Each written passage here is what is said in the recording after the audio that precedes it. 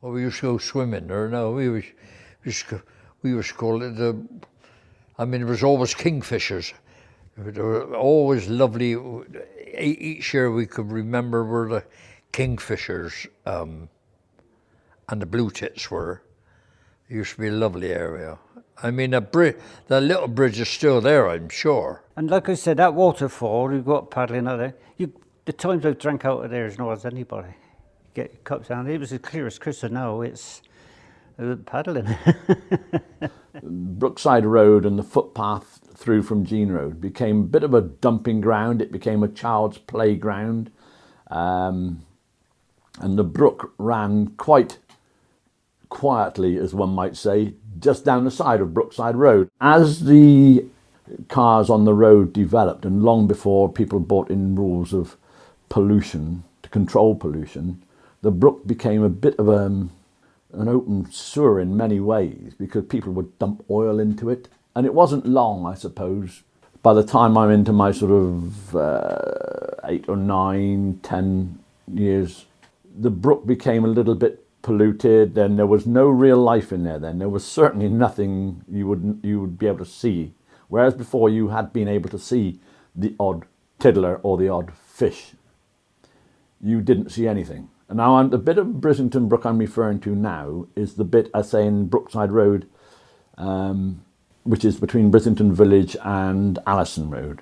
There was a garage in the village then, or in fact there were 2 garages, and it was quite in order for them, I believe, to dump oil from their cars straight into the brook. And I'm sure it happened in those days. Drains didn't go into sewers as they do now, and they're not. People would just dump oil in there. All sorts of rubbish went into the brook, and it became a bit of an open sewer in many ways. When we moved in here in '73, we didn't have a car. I'm a bird watcher. I've been a bird watcher since I was 12. So my bird watching had to be done, mostly with places you could get to on foot. So Nightingale Valley, I wasn't aware of it really before, but my wife had grown up in Brislington, so she knew of Nightingale Valley. She said, why don't you go down Nightingale Valley? There used to be a lot of problems. There's still some problems with sewage getting into the stream. And the problems were much worse in those days. There were storm overflows that operated, sewers got blocked, and the sewage goes in the streams. And one of the notorious ones was at Cadogan Road, up off of Airport Road, up in Pengrove.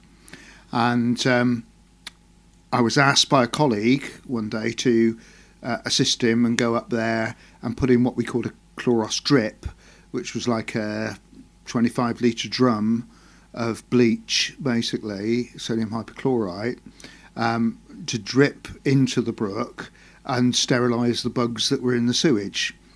And those things were left there for quite a long time at times, a very primitive way of dealing with it. So we went up to Airport Road, we found the offending overflow, and we all thought it must have been the school holidays. We found a lot of small boys playing in it as well.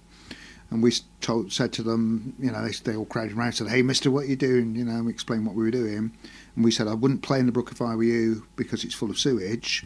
And, we're going to add bleach to it, which won't do you any good.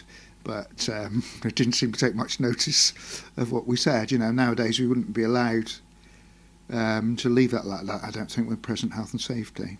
The makeup really was, a lot of it was sewage because, when a sewer gets blocked, then the sewers are made with storm overflows to take to take a mixture of sewage and water, so-called dilute, if it's raining, down into the brook. But if they block, it's neat sewage that's going into the brook, which may not offer it very much dilution.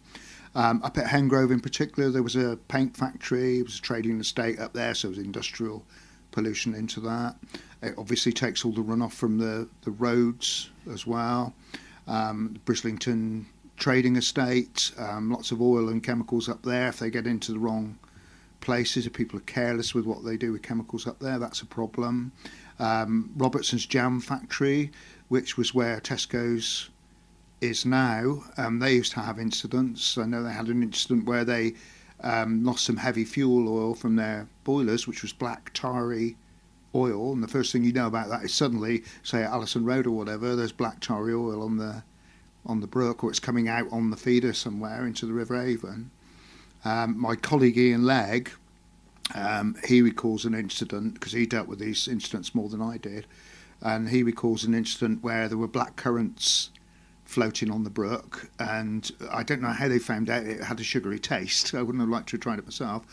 I suppose the black currants, and the next thing you do is say, does it taste sugary? And it did, and so that was a pretty good clue that it was Robertson's jam factory that was causing the problem. Whenever there was really heavy rain that affected that part of Bristol, the South Bristol area, the organic content in Brislington Brook shot up. So it meant that sewers were discharging straight into the brook. Now the river is, I'm calling it a river because there are days when you think it's a river, and other days it's a little babbling brook, and other days it's practically nothing, depending on the weather, of course. But so the actual life in the river, even up to the 90s, was pretty sparse. If anything was working its way up from the river, it was soon then being killed off by this organic pollution, which is being dumped in by the system of the drains and sewers up there in Hengrove Park area. The wildlife down there now, well, there is no wildlife down there now, like I knew it, because just prior to the war, a firm called Anglo Asphalt dumped a load of tar barrels down in Wick Road, and they rolled down into the brook, or near the brook, and over a period of time it's all rotted and it's polluted that brook, and I think that was why it was never any newts or anything, or tadpoles or anything like that anymore. Butlers used to use it as a dump look. Butlers was a big factory. You know, you're down the feeder and you're going to go up the river towards Bath. They used to have a big area there. The barrows, they dumped down Ardens Woods.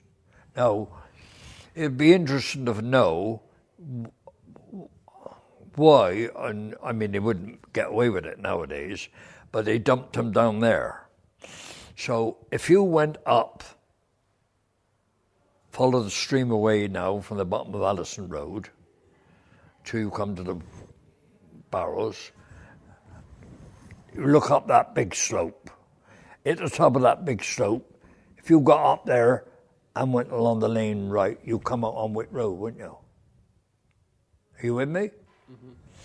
Well, now, butlers used, they must have, I mean, they wouldn't get away with it now, but they used to dump them there, and there were literally hundreds of them. As a matter of fact, they're still there, aren't they? I'm not proud of it now, but there was times we used to light fires, and of course, there were so many barrels there. Well, they were there and well rusted when I moved in here in the 70s. Obviously, they've decayed a little bit more. And in the NRA Environment Agency, we used to get a few calls every summer when the weather was warm and the tar would start to just sort of creep and seep towards the brook.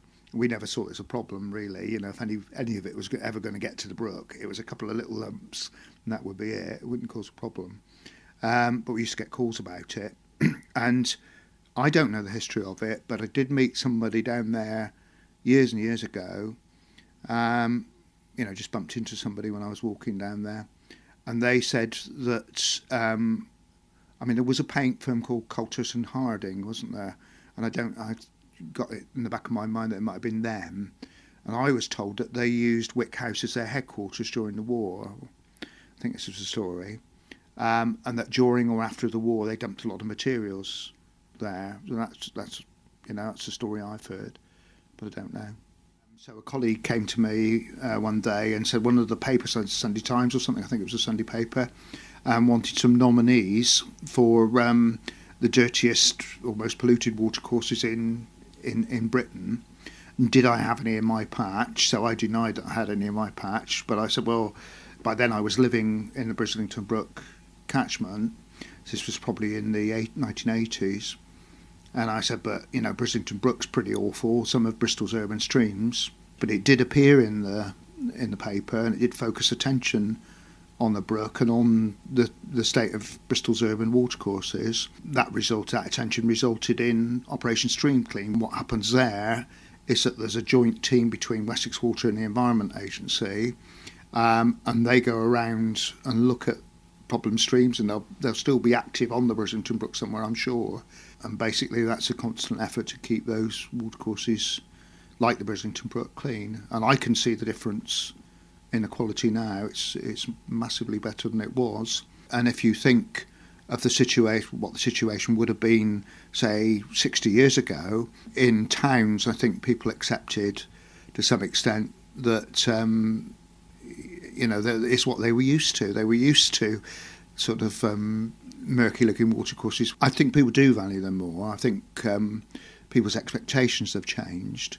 It seems to have improved in that the public that live around it are appreciate it more, are treating it with more respect. And whether that's a chicken and egg thing, whether that's because the local authority is giving it more resources, the people are responding to that, or whether it's because the people are responding to the environment and realising how precious this place is, that the local authority is responding to the people pressure. Argue that one amongst yourselves, really. But that's the biggest change. It seems to be treated with a lot more respect now. And I think the water quality is a lot better. It hasn't got as much rubbish and debris in it. I see more people down there that have got that air of ownership or responsibility about them, or are taking an interest in the wildlife there. I mean, a lot of these places, a lot of the people that use them are dog walkers. And I mean, most dog walkers are responsible, not all of them are.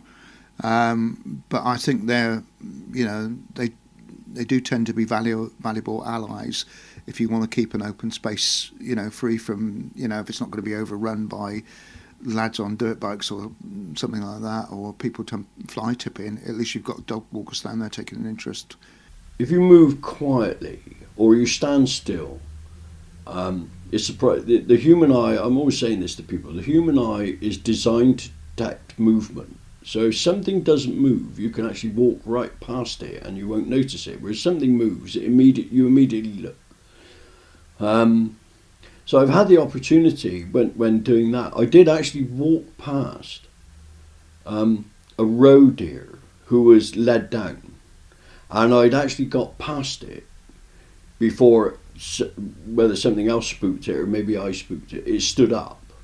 And I was suddenly aware that I was about 4 foot away from this thing, and it ran away. And had it not stood up, I would have continued blithely on my way and not seen it at all. You see muntjac deer, the little ones. Can't quite work out whether buzzards are getting more populous or whether I'm getting better at spotting them. But there are quite a lot of buzzards around. There are kingfishers in Nightingale Valley and in St Anne's Woods. Not sure whether it's the same pair, but I suspect 2 pairs, one in each, and they're quite a common occurrence. But again, you if they're just sat on a branch, unless you're really cute, you won't see them. It's when they fly past you and you get this iridescent, and it's almost like the word was written to describe kingfishers, iridescent, this blue flash that